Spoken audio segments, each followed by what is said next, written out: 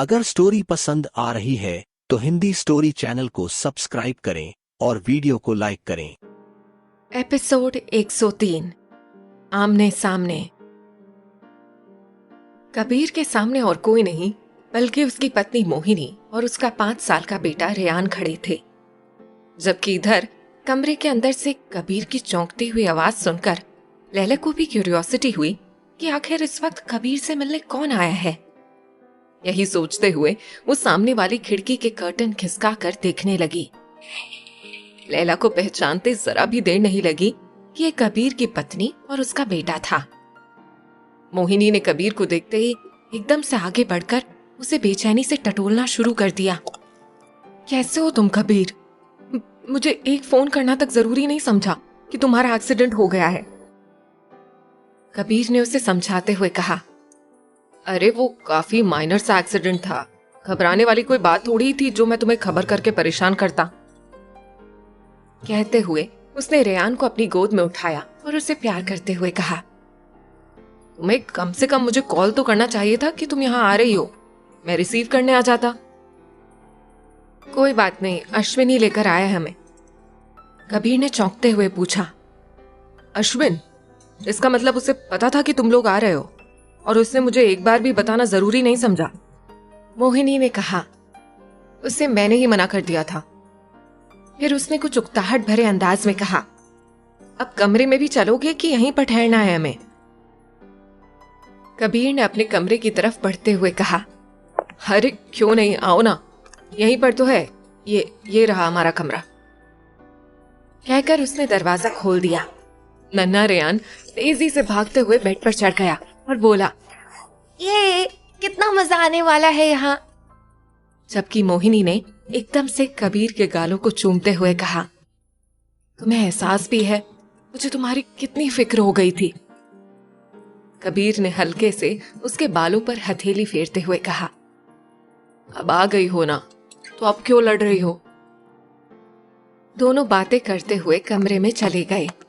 उनका दरवाजा बंद होने की आवाज आई कि लैला आंसुओं से पूरी तरह भीग चुका अपना चेहरा साफ करती हुई मुस्कुरा उठी। ये देख लैला और महसूस कर, आज तेरे कड़े फैसले ने कैसे तुझे खुद की नजर में गिरने से बचा लिया। उसे इस वक्त ऐसा महसूस हो रहा था जैसे कि कोई उसका दिल मुट्ठी में लेकर खींच रहा हो। एक तरफ कहीं दिल का बोझ बढ़ सा गया था, जबकि दूसरी तरफ उसे बेहद हल्का भी महसूस हो रहा था। उसे रह रहकर बस यही बात परेशान कर रही थी कि अभी अगर वो अपने इमोशन में बह गई होती तो वो खुद से नजरें कैसे मिला पाती। सुबह जब पार्थो ने कबीर के साथ साथ मोहिनी और रेयान को भी नीचे उतरते हुए देखा तो खुश होते हुए बोला, अरे भाभी जी, व्हाट अ प्लेजेंट सरप्राइज, आप यहाँ? तब मोहिनी ने एक अदा से इठलाते हुए कहा, क्या करती मैं भाई साहब, जैसे ही आपने कबीर के एक्सीडेंट के बारे में बताया मुझसे रहा ही नहीं गया, इसीलिए मैं आनन फानन में यहाँ चली आई। और अभी जब यहाँ कबीर को ठीक देख रही हूँ तो बता नहीं सकती मुझे कितना अच्छा लग रहा है। कहते हुए उसने एक प्यार भरी नजर कबीर पर डाली तो कबीर ने भी उसे मुस्कुराकर देखा। उसे ये जानकर अच्छा लगा कि मोहिनी को पार्थो ने उसके एक्सीडेंट की खबर दी थी, वरना वो कल रात से बस यही सोचे जा रहा था कि ये काम जरूर अश्विन का होगा। तभी पार्थो ने कहा, अच्छा, जब अब इस बहाने से आ ही गई हैं तो कुछ दिन शिमला में भी बिता कर जाइए। ऐसे ऐसे खूबसूरत नजारे हैं कि उन्हें देखकर यहाँ आना सफल हो जाएगा। तब मोहिनी ने कहा, क्यों नहीं पार्थो साहब, अब जब यहाँ आ ही गई हूं तो शिमला दर्शन भी अच्छे से कर ही लिया जाए, है ना कबीर? कबीर ने एक हल्की सी स्माइल देते हुए हामी भरी, जबकि कुछ ही दूर पर बैठी हुई लैला ने उनकी बातचीत के बीच तिरछी नजर से मोहिनी को देखा। वो कद में काफी लंबी और भरे हुए बदन की एक बेहद अट्रैक्टिव सी लेडी थी। उसने महंगे शिफॉन की हल्के रंग की साड़ी पहन रखी थी जो उसकी पर्सनालिटी पर खूब जच रही थी। उससे फिसलकर लैला की नजरें रेयान पर जा ठहरी। रेयान को कोई पहली नजर में ही देखकर यह बता सकता था कि वो कबीर कपूर का बेटा है। उसे देखते हुए जैसे ही लैला अपनी नजरें घुमाने वाली थी कि तभी उसने देखा नन्हा रेयान उसी की तरफ देखे जा रहा था। गोलू मोलू से रेयान को अपनी तरफ देखता पाकर लैला खुद को मुस्कुराने से रोक नहीं पाई। तभी मोहिनी ने कबीर से कहा, ठीक है, फिर तुम शूटिंग पूरी करो। अब इतने दिन शिमला में रहना घूमना है तो कुछ चीजें तो लगेंगी, इसलिए मैं अश्विन को लेकर शॉपिंग के लिए जा रही हूँ। सी यू। इतना कहकर मोहिनी वहां से निकल गई। उनके जाते ही लैला ने कबीर की तरफ एक उचटती हुई सी नजर डाली। कबीर के चेहरे पर अभी भी वैसा ही सुकून था जैसा हमेशा रहा करता था। लैला ने गहरी सांस लेते हुए सोचा, शायद कुछ सालों में मैं भी ऐसे ही बिहेव करना सीख जाऊंगी। फिर चाहे जिंदगी में कितनी भी हलचल क्यों ना हो, मुझे उन सब से कोई फर्क ना पड़े। सोचती हुई लैला शूटिंग में बिजी हो गई थी, जबकि कल से लेकर आज तक जितने भी इंसिडेंट्स हुए थे उन्होंने कबीर को कुछ बोझल कर डाला था। लैला से बढ़ती हुई नजदीकियों के बाद यूं अचानक से पैर पीछे कर लेना और फिर कल रात अचानक से मोहिनी का आना। अभी वो सोच ही रहा था कि तभी उसे शूट के लिए बुला लिया गया। लैला और उसके साथ में कुछ डायलॉग शूट होने थे। शूटिंग के दौरान जब लैला को मौका मिला तो उसने धीरे से कहा, आज मोहिनी मैम और रेयान को यहाँ देखकर मुझे अच्छे से एहसास हो गया कि मेरा कल का फैसला कितना सही था। कबीर ने उसे बस एक नजर देखा और खामोश ही रहा। लैला ने कहा, आप नाराज हैं मुझसे? लैला का इतना कहना था कि कबीर ने उसे गौर से देखते हुए कहा, एक बात पता है लैला, मैं भले ही किसी भी मामले के शुरुआती दौर में अपने मन की ना होने पर गुस्सा कर लेता हूं, लेकिन मुझे किसी की मर्जी या उसके इनकार की वजह ईगो पर लेना नहीं आता। तुमने कहा कि तुम मुझे पसंद करती हो और तुम्हें मुझसे इसके बदले में कुछ भी नहीं चाहिए। मैंने मान लिया, क्योंकि कहीं ना कहीं मेरे मन में भी तुम्हारे लिए पसंद वाली फीलिंग्स हैं। कबीर की इस बात पर लैला ने नजरें झुका दी, जबकि कबीर ने आगे कहा, ये सच है कि कल जब तुमने मुझे अपनी फीलिंग्स बताई तो मुझे बेहद गुस्सा आया था, लेकिन आज सुबह जब मैंने ठंडे दिमाग से इस बारे में सोचा तो अब मुझे तुमसे कोई शिकायत नहीं। कहकर कबीर अपने डायलॉग दोहराने लगा, जबकि लैला उसकी बात सुनकर कुछ रिलैक्स तो हो गई थी, लेकिन अभी वो तय नहीं कर पा रही थी कि कबीर ने जो कुछ भी कहा वो सिर्फ कहा ही है या उसमें वाकई सच्चाई भी थी। शूटिंग खत्म होते होते शाम होने लगी थी। तभी पार्थो ने सभी क्रू मेंबर्स से कहा, कल की शूटिंग हमें चंद्रा साहब के फार्म हाउस पर करनी है, तो सभी कोई 9 बजे तक बिल्कुल तैयार रहिएगा। सब हामी भरते हुए अपने अपने कमरे में जाने लगे थे, लेकिन लैला वहीं लगे एक शेड में बैठी रह गई। न जाने क्यों उसे अपने कमरे में जाने का दिल ही नहीं कर रहा था। उसके लिए एहसास काफी बोझिल हुआ जा रहा था कि ठीक उसके बगल वाले कमरे में कबीर अब अपनी पत्नी के साथ रहेगा और इधर वो। तभी अश्विन ने आकर कहा, आपको कबीर सर ऊपर बुला रहे हैं।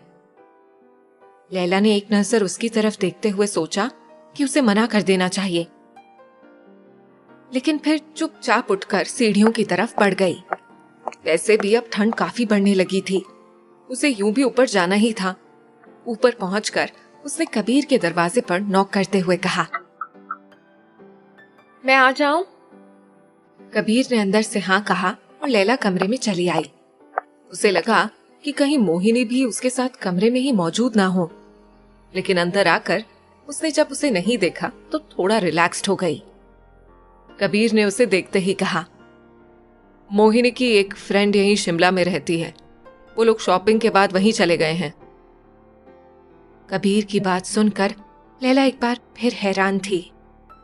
कबीर ने एक बार फिर से उसकी उलझन बिना कहे ही समझ ली थी, लेकिन वो खामोश थी। तब कबीर ने फिर से कहा, वैसे अकेली बाहर क्यों बैठी हुई थी, वो भी इतनी ठंड में? लैला ने उसी तरह खड़े खड़े जवाब दिया, वो बस कमरे में आने का दिल नहीं कर रहा था। कबीर ने सिगरेट सुलगाते हुए कहा, जब हम अपने दिल के अगेंस्ट जाकर कोई फैसला ले लेते हैं ना लैला, तो उसे निभाने में तकलीफ भी होती है और दर्द भी। अगर स्टोरी पसंद आ रही है तो हिंदी स्टोरी चैनल को सब्सक्राइब करें और वीडियो को लाइक करें। लेकिन कामयाब वही होता है जो अपने फैसले पर कायम रह जाता है। इसीलिए मेरे ख्याल से तुम्हें इस वक्त अपने कमरे में होना चाहिए।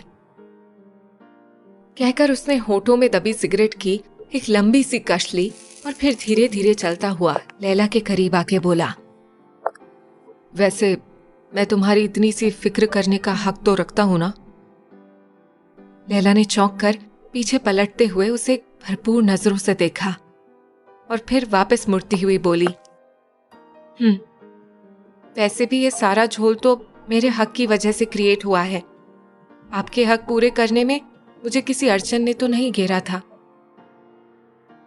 इतना कहकर उसने दरवाजे की तरफ अपने कदम बढ़ा दिए, फिर दरवाजा खोलते हुए गुड नाइट कहा और निकल गई। अपने कमरे में आकर न जाने क्यों उसका दिल फूट फूट कर रोने को चाह रहा था। वो आईने के सामने बैठकर अपना मेकअप साफ करने लगी, लेकिन मन में जैसे कुछ बहुत बड़ी उथल पुथल चल रही थी। तभी उसकी नजर सामने रखे फ्रिज पर गई और जैसे उसका बौखलाया हुआ मन खुद से बगावत पर उतारू हो गया। उसने उस मिनी फ्रिज का दरवाजा खोला और उसमें से बियर की एक बोतल निकाल ली। उसका दिल तेजी से धड़कता जा रहा था। उसने हाथ में थमी बोतल को कुछ ऊपर करते हुए गौर से देखा, यूं कि जैसे खुद को इस बात के लिए परखना चाह रही हो कि उसे ये बियर पीनी चाहिए या नहीं। उसे बस 1 मिनट से भी कम वक्त लगा ये डिसाइड करने में कि उसे क्या करना है। उसने एक झटके में बियर की बोतल खोली और उसे अपने सुर्ख होठों से लगा लिया। वो लगातार कई घूंट भरती चली गई, यहाँ तक कि इस जबरदस्ती की कोशिश में इमोशन से भरे हुए पलों में उसकी आंखों से बेसाख्ता आंसू बहने लगे थे। और इधर बियर की घूंटों ने उसका गला पार किया और उधर जैसे उसे जुनून सा चढ़ गया। उसने एक झटके में वो बोतल दीवार पर दे मारी। एक जोर की छनाक की आवाज के साथ बोतल दीवार से जा लगी और फिर टुकड़े टुकड़े होकर दीवार के आसपास बिखर गई। लैला बिलखती हुई वहीं नीचे फर्श पर घुटनों के बल बैठ गई। क्यों भगवान जी, क्यों? हर बार ऐसा हो रहा क्यों? जब मैं ऐसे किसी रिश्ते के लिए तैयार नहीं थी, तब आपने मुझ पर नंजी को थोप दिया था। बापू की उम्र के नंजी से मैं रिश्ता होने के बावजूद कभी प्यार नहीं कर पाई, और अब फिर से जिंदगी में उस आदमी को शामिल कर दिया, उस आदमी के लिए खुशनुमा एहसास भर दिए जिससे कोई रिश्ता ही नहीं और जिससे ना कभी किसी रिश्ते के बारे में सोचा जा सकता है। एक नंजी थे जिनका छूना रौंदना, जिनके जुल्म ने मुझे कभी उनका नहीं होने दिया, और एक कबीर सर है जिन्होंने बस मेरे होठों को छूकर ही मेरे गहरे मन को छू लिया।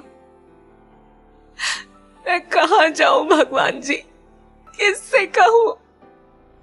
इतनी बड़ी दुनिया है आपकी, इतनी बड़ी दुनिया में क्या कोई एक इंसान ऐसा नहीं है जिसे मैं दिल से अपना मान सकूं, जो मुझे अपना मान सके?